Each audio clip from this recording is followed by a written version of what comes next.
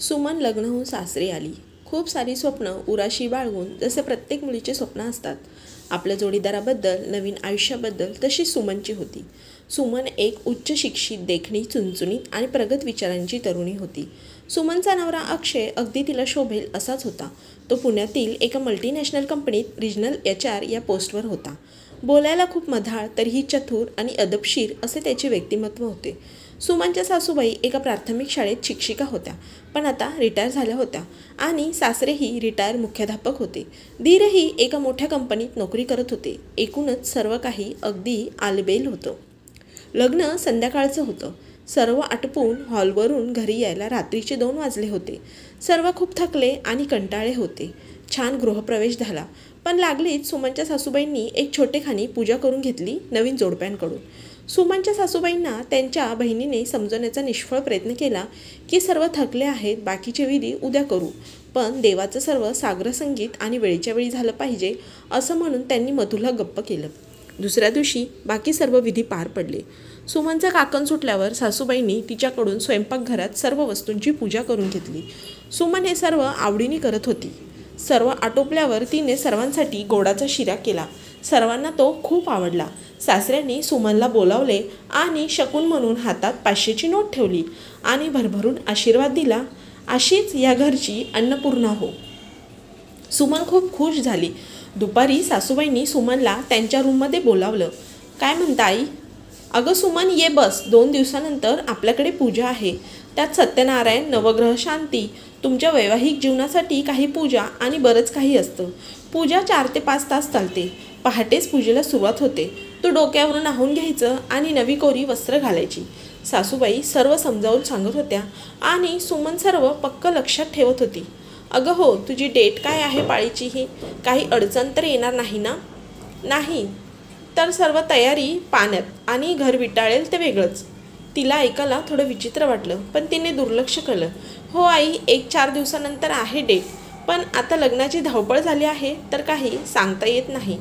एक काम कर, तू पाळी लांबवायच्या गोळ्या घे, उगाच पूजेत विघ्न नको. सुमनने होकार दिला. खूप छान साग्रसंगीत पूजा पार पडली. आता सर्व नातेवाईकही निघून गेले. 4-5 दिवसात अक्षयच्या सुट्ट्या संपणार होत्या. अक्षय, ऐक ना, आई म्हणत होत्या. सुमन, आता फक्त तू आणि मी, असं म्हणत त्याने तिला लाडाने कुशीत ओढले आणि मिठीत घेतले. अरे ऐक ना, याबद्दल सांगायचंय.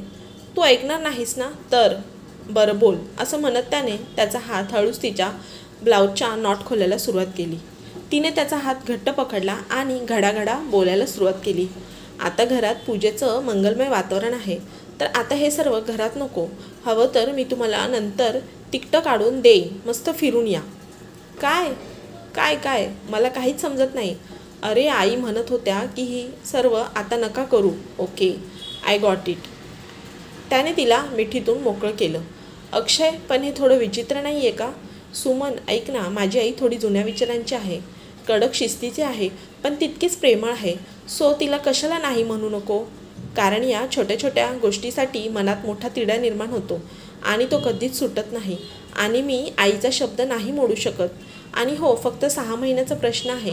6 महिन्यात आपल्या फ्लॅटचं पोझिशन मिळालं की तू माझ्याबरोबर येणार आहेस. मग तुला हवं तसं वाग, माझ्याकडून बंधनं नसतील. तिलाही अक्षयचं म्हणणं पटलं आणि तिच्या आईनेही तिला हाच कानमंत्र दिला होता की आधी थोडे दिवस सासरचे म्हणतील तीच पूर्व दिशा. तुला पटत नसेल तरी कर, त्यांच्यात मनात तुझी जागा निर्माण कर आणि मग तुझं मत मांड. Don't worry Akshay, I will manage. 4-5 दिवसात अक्षय निघून गेला. इकडे सर्व काही छान चाललं होतं. सुमनला मासिक पाळी आली आणि सासूबाईंचा नूरच बदलला. त्या तिच्याकडे बघतही नव्हत्या आणि अडगळीच्या खोलीत तिला गुदमरायला व्हायचं. कसे तरी तिने ते 4-5 दिवस काढले आणि पुढच्या वेळी आईकडे जायचं असं ठरवलं. सासूबाईंनीही लगेच होकार दिला. चालेल ना, म्हणजे घर विटाळणार नाही आणि मलाही सारखं सारखं साफ करायला नको. काय पण एक विचार असतात लोकांचे. देवाला चालत नाही म्हणे. मग देवाला फुले कशी चालतात? फुलं आल्यानंतरच झाडाला फळ येतात आणि तसंच स्त्री शरीराचं असतं. गर्भधारणेसाठी मासिक पाळी आवश्यकच आहे. विटाळ म्हणे, अरे या विटाळाशिवाय माणसाचा जन्मच नाही.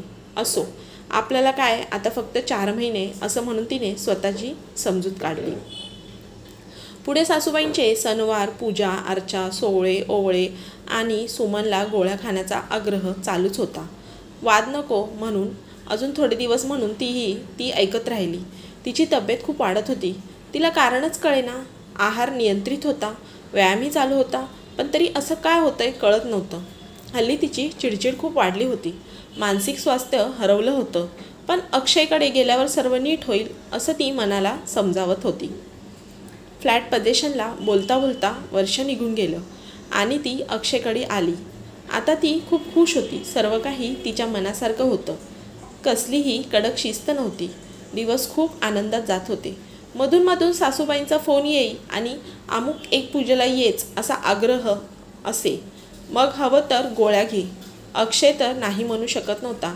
मग ती मनाला समजावत असे की एकदा की जॉब मिळाला की सांगता येईल सुट्टीच नाही आहे. असंच एका मोठ्या पूजेला सुमन आणि अक्षय गावी गेले होते. होमला बसतेवेळी आत्याबाई सुमन आणि अक्षयची उपरण्याची गाठ बांधून द्यायला पुढे आल्या आणि म्हणाल्या, अगं बाई, लग्न होऊन 2 वर्ष पूर्ण झाली. सासूबाई एवढं देवदेव करतात, पण पाळणा हलण्याची काही चिन्हच दिसत नाही. सुमनच्या कानात हे शब्द गरम शिश्यासारखे ओतले गेले. अक्षय, ऐक ना. सुमन, मलाही वाईटच वाटलं आत्याच्या बोलण्याचं. डोंट वरी, आपण पुण्याला गेल्यावर चांगल्या गायण्याकडे जाऊया. आणि डोंट वरी, 2च वर्षे झालेत, आपण म्हातारे नाही झालो. हस ना. आता सुमन निराश होऊन हलकीशी स्माईल दिली. बसा मिस्टर अक्षय आणि मिसेस सुमन. मी तुमचे सर्व रिपोर्ट वाचलेत. प्रॉब्लेम काय आहे ते सांगण्याआधी मला तुमची हिस्ट्री जाणून घ्यायची आहे. आणि डॉक्टरने सुमनला तिच्या मंथली सायकलबद्दल काही प्रश्न विचारले आणि काय समजायचं ते त्या समजल्या.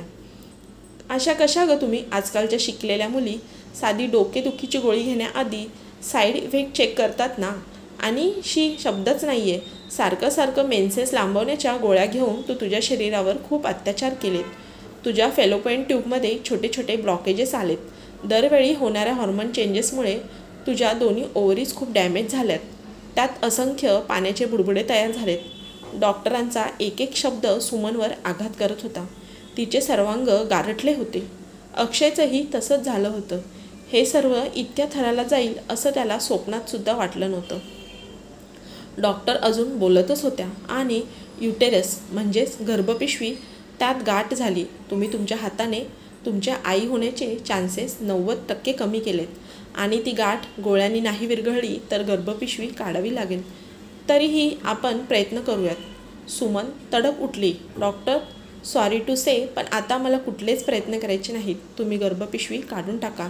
कधी करायची सर्जरी? हे काय बोलताय मिसेस सुमन? हो डॉक्टर, गर्भपिशवीच नाही तर विटाळच नाही ना. मग कोणाचं घर कधीच माझ्याकडून विटाळणार नाही, हो की नाही अक्षय? अक्षयच्या उत्तराची वाट न पाहता सुमन चालायला लागली एका कधीही न उजाडणाऱ्या काळोखाकडे. आपण 21व्या शतकात जगत आहोत मैत्रिणींनो. जरा विचार करा. देवाला एखादी गोष्ट आवडली नसती किंवा चालली नसती तर त्याने ती आपल्याला दिलीच नसती. मासिक पाळीपेक्षा पवित्र दुसरं काहीच नाही. सृजनांची अपरिमित शक्ती असते. त्यात सर्वांना माझी हात जोडून विनंती आहे की चूक सुमनच्या सासूबाईंकडून किंवा सुमनकडून झाली नाही ती तुमच्याकडून होऊ देऊ नका. कोणत्याच कारणाने तुमच्या शरीरावर अत्याचार करू नका. आणि हो, कोपतो तो देव नाही. मासिक पाळीत मंदिरात न जाण्यामागची शास्त्रीय कारणे समजून घ्या आणि कुठल्याही जुन्या प्रथा चालीरीती कळपातल्या मेंढराप्रमाणे पाळू नका. त्यामागची शास्त्रीय कारणे समजून घ्या. जर मित्रांनो तुम्हाला आजची कथा आवडली असेल तर व्हिडिओला लाईक करा, शेअर करा आणि हो, चॅनलला सबस्क्राईब नक्की करा. धन्यवाद.